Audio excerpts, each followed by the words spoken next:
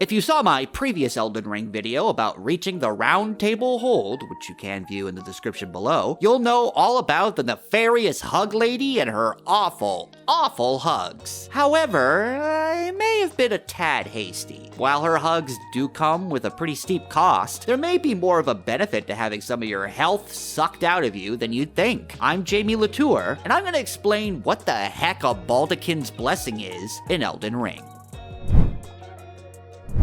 When you arrive at the Roundtable Hold, you can introduce yourself to all kinds of NPCs, and one of them will be Fia, the deathbed companion, which is her actual name, which I probably should have mentioned at some point, but you know, she's a lady, she hugs, she's a hug lady. I feel like my description was pretty good. Her main purpose, as far as I can tell, is to give you a nice warm hug, and then in typical From Software fashion, that kind gesture actually gives you a debuff that reduces your maximum health by 5%. That sucks. But in exchange for that debuff, you receive an item called a Baldachin's Blessing. So what the hell does that do? When you use the Baldachin's Blessing, it gives you a huge boost to your poise stat. That means it's harder for enemies to stagger you, interrupt your attacks, or knock you down. In particularly tough boss battles, such as the Crucible Knight, this could prove to be very useful for you. While this is only a temporary buff, being able to tank hits and keep attacking can make all the difference in a difficult fight. Plus, when you use the Blessing, you remove the debuff and you get back that missing portion of your health bar. There are a few other things to keep in mind in regards to the Baldachin's Blessing. First off, you can't have more than one of them in your inventory at a time, so that means you can't just keep going back to Fia for hugs and get stacks of blessings. However, you can keep hugging her just for the hell of it, which is nice. You can't store a Baldachin's Blessing in your chest either, so don't think you could get around this restriction by being cheeky and tucking your blessing away. This item will cost you 10 FP to cast, and you can even use it in multiplayer. Getting hit with any debuff in Elden Ring is pretty terrible, but the extra poise that you get from the Baldachin's Blessing could be a game changer. In all honesty, 5% of your maximum health isn't great, but it also isn't a gigantic hit either. Plus, you get it back anyway once you use the item. So our recommendation is, if you're struggling with your low poise stat, getting a hug and then cracking that blessing right before a boss fight could be a good idea. So maybe the evil hug lady isn't as evil as I thought she was.